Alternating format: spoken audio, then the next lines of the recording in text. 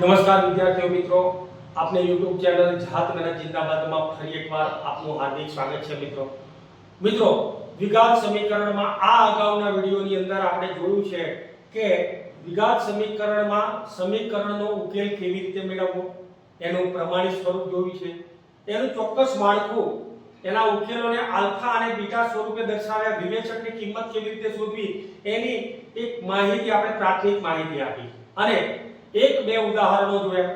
આજે આપણે ત્રીજું, ચોથું અને પાંચમું ઉદાહરણ જોવાનું છે મિત્રો.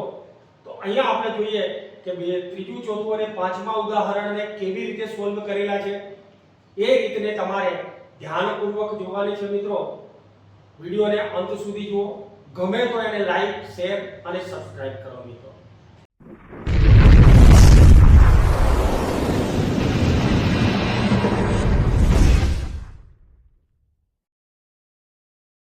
હવે મિત્રો સરસ મજાની એક રકમ આપેલી છે કે બે એવી સંખ્યાઓ શોધો કે જેમનો સરવાળો 27 અને ગુણાકાર 182 હોય. ટચુકડી રકમ છે આ. ટચુકડી રકમમાં બે એવી સંખ્યાઓ શોધવાની છે કે જેનો સરવાળો 27 થાય. એટલે અહીંયા આપણે આવું લખી શકીએ કે ધારો કે મોટી સંખ્યા અથવા તો એક સંખ્યા શબ્દ વાપરો. ધારો કે પ્રથમ સંખ્યા જે છે ને એ પ્રથમ સંખ્યા બરાબર x. તેથી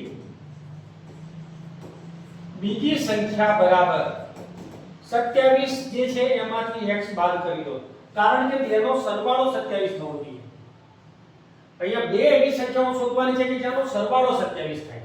તો પ્રથમ સંખ્યા તો x છે તમારી પાસે, પછી ગમે તે હોઈ શકે, 27 થી નાની કોઈ પણ સંખ્યા 26 પણ હોઈ શકે અને બીજી સંખ્યા 1 પણ હોઈ શકે, ગમે તે સંખ્યા હોઈ શકે. પહેલી સંખ્યા એ x છે, બીજી સંખ્યા 27 - x છે. હવે અહીંયા આપણે જોઈએ કે બે સંખ્યાઓનો સરવાળો 27 છે અને ગુણાકાર 182 છે. તો બંને સંખ્યાનો ગુણાકાર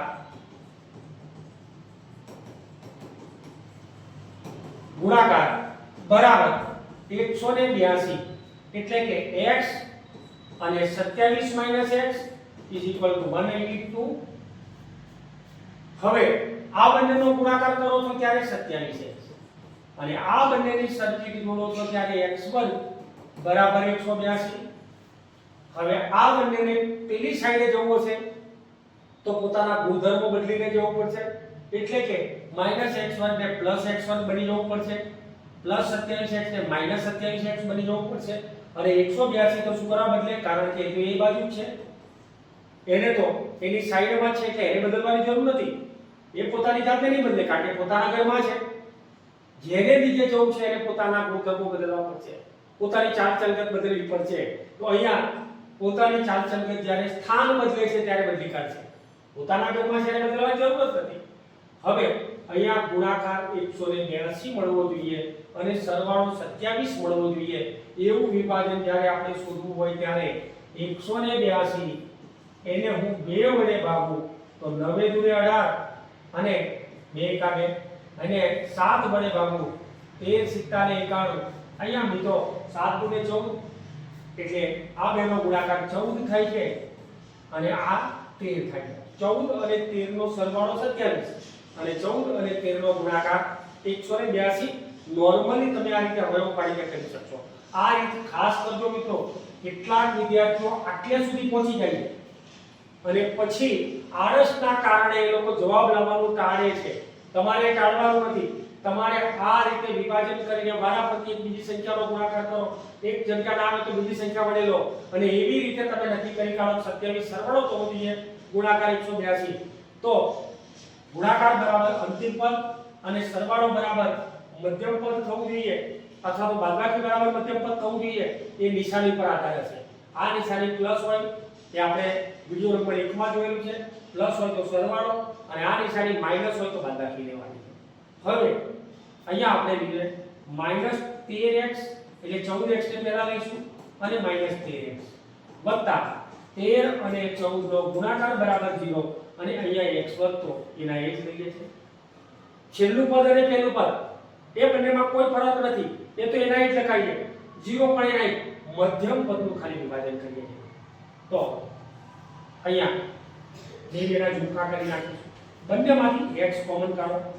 x -14 -13 કોમન કાઢો. x -14 કારણ કે કૌંસની આગળ ઋણ છે એટલે અંદરની નિશાની બદલો, આ પ્લસ ને માઈનસ કરી દો. x -14 બરાબર 0, x -13 બરાબર 0. તો x બરાબર -14 પાછા સાઈડ ચેન્જ કરીને 0 માં ઉમેરશો ત્યારે +14 અને -13 +13 થશે. તો અહીંયા તો આપણે લખી શકીએ કે પ્રથમ સંખ્યા બરાબર x અને x બરાબર 14 છે, તો બીજી સંખ્યા બરાબર 27 - x એટલે કે 14 - x અને x ની કિંમત આપણને મળી, સોરી 27 - 14 અને એ કિંમત આપણને મળે છે 13. એટલે કે પ્રથમ સંખ્યા 14 હોય તો બીજી સંખ્યા 13 હોય અને પ્રથમ સંખ્યા 13 હોય તો બીજી સંખ્યા 14 હોય. બંને જવાબો અહીંયા પણ આપણે આ રીતે લખી શકીએ. તો પ્રથમ સંખ્યા બરાબર x અને બીજી સંખ્યા બરાબર 14 અને બીજી સંખ્યા બરાબર 13 આ પ્રમાણે લખી શકીએ.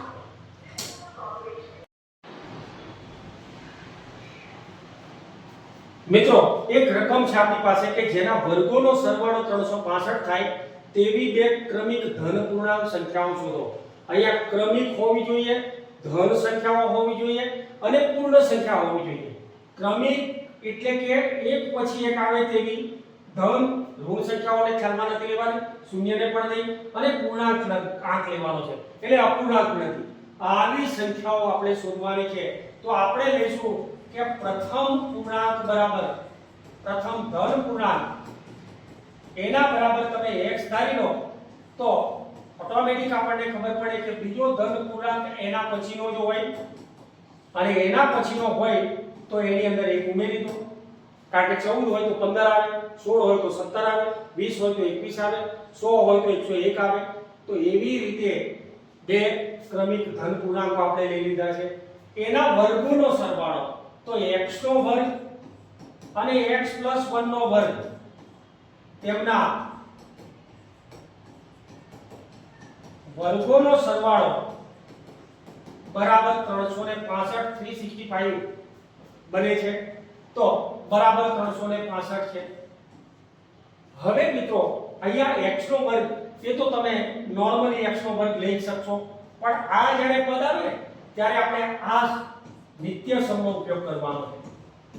x2 + 2xy + y2 આ નિત્યસમનો ઉપયોગ કરીને તેને આપણે અહીંયા ગોઠવીશું. આ સાઈડમાં તમે ક્યાંક ગમે ત્યાં લખેલું હોય અથવા તમારા મગજની અંદર પડેલું હોય તો એને અહીંયા ગોઠવી દો. તો x નો વર્ગ છે એનો મતલબ પહેલા પદનો વર્ગ, 2 લખીને પહેલું બીજું પદ અને બીજા પદનો વર્ગ અને 365 પ્લસમાં છે તો માઈનસમાં કરો એના બરાબર 0. હવે પહેલું પદ જે છે ને x, અહીંયા x લખીશું. અંતિમ પદ છે એટલે 1, અહીંયા 1 લખીશું. એટલે કે x + 1 y ની જગ્યાએ આપણે 1 મૂક્યા છે, x ની જગ્યાએ તો x જ છે. આ પ્રમાણે ગોઠવણી કરીએ ત્યારે x2 + x1 + 2x + 365 માંથી 1 બાદ કરવાના રહેશે. કારણ કે 365 માઈનસ છે અને 1 પ્લસ છે, બંને સજાતીય પદો છે. તો અહીંયા સજાતીય પદોને આપણે સાથે ગોઠવીએ ત્યારે આ 2x નો વર્ગ, આ 2x અને -365 માંથી 1 બાદ કરો એટલે 364. હવે મિત્રો તમામ રકમો બેકી છે તો નાની રકમ બનાવવા માટે 2 કોમન કાઢી લો અને એ 2 કોમન કાઢ્યા પછી 0 ની સાથે ગુણાકાર કરો ને, ભાગાકાર, એટલે એની કિંમત 0 જ થઈ જાય. એટલે અહીંયા આના અડધા લખીએ x1, 2 કોમન કાઢી લીધા છે માટે આના અડધા લખીશું x અને આના અડધા લખીએ ત્યારે 18 × 36 182.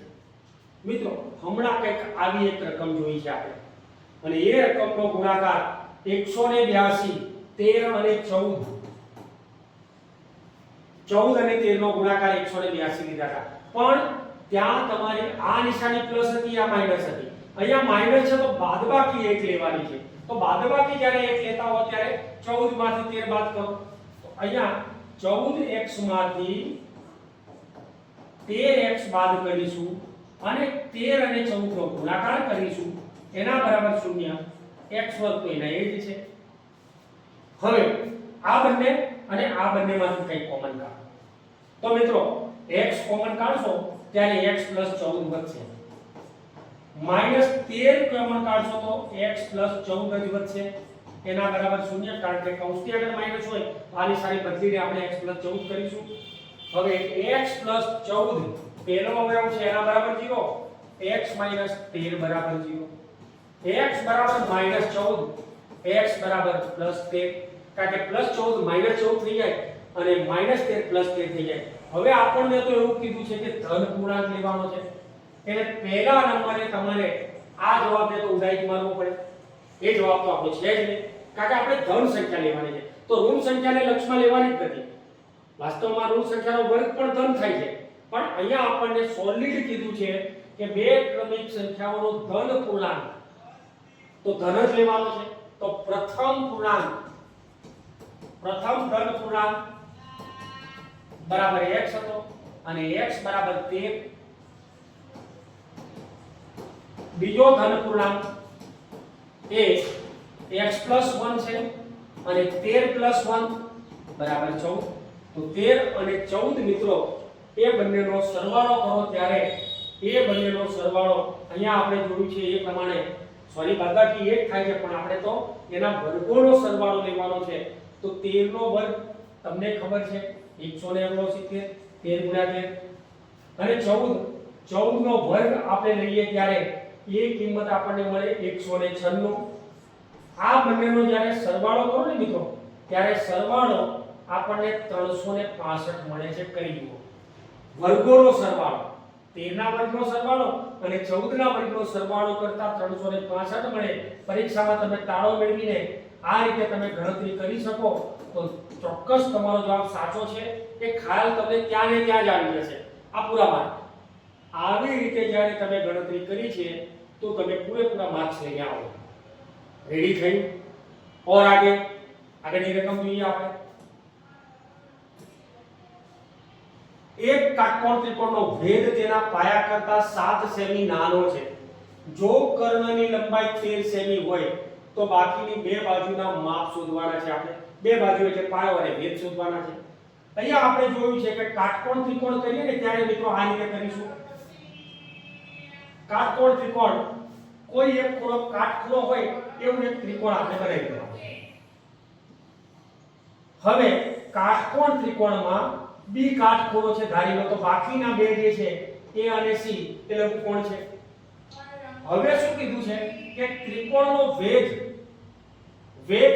ઊભો છે તે એના બેઝ પાયા કરતા 7 સેમી ઓછો છે. ધારો કે પાયો x હોય તો ભેદ એના કરતા 7 સેમી ઓછો એટલે કે x - 7 સેમી હોય. આવું આપણને અહીંયા દર્શાવ્યું છે કે ત્રિકોણનો વેધ તેના પાયા કરતા 7 સેમી નાનો છે. પાયો x હોય તો ભેદ એના કરતા x કરતા 7 નાનો હોય. હવે અહીંયા કર્ણની લંબાઈ તો 13 સેમી આપણને આપી દીધેલી છે. હવે મિત્રો અહીંયા આપણે ધારણા કરીએ. ધારો કે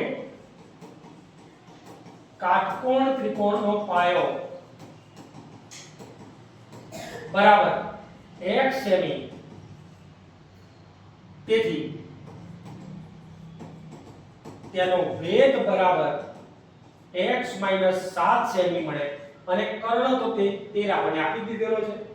હવે અહીંયા આપણે એક પાયથાગોરસનું પ્રમેય ત્રિકોણ ઉપર જતા રહેવાનું છે, યાદ કરવાનું છે. પાયથાગોરસનો નિયમ યાદ કરવાનો છે કે બે બાજુઓના વર્ગોનો સરવાળો એના કર્ણના વર્ગને સમાન હોય છે.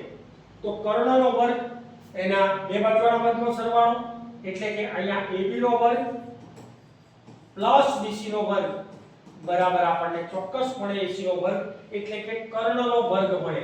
બે બાજુઓ AB અને BC નો વર્ગ એ કર્ણના વર્ગને સમાન હોય છે. હવે AB નો વર્ગ x - 7 નો વર્ગ, BC નો વર્ગ x નો વર્ગ એના બરાબર કર્ણ તો 13 નો વર્ગ છે.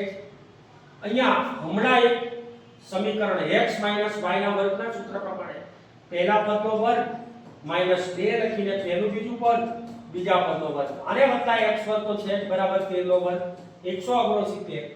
આ પ્રકારે આપણને મળે. અહીંયા x લખી દો તો અહીંયા x લખાય, અહીંયા 7 લખો તો અહીંયા 7 લખાય. હવે x2 14x વત્તા 49 વત્તા x2 169 બરાબર 0. મિત્રો x2 અને x2 બરાબર 2x2 સજાતીય પદો છે. 14x તો આપણે પ્રેમથી એના અહીં મૂકી દો અને 169 માંથી 49 બાદ કરો ત્યારે આપણને મળશે 120, પણ મોટાની નિશાની એટલે -120 એના બરાબર 0. બધી જ બેકી સંખ્યાઓ છે તો બે કોમન કાઢી લો હમણાંની જેમ જ, અને બે ગુણાકારમાંથી ભાગાકારમાં જાય, શૂન્યની સાથે શૂન્ય જ બની જશે. તો આના અડધા x2, આની કિંમત 7x અને 60 બરાબર 0.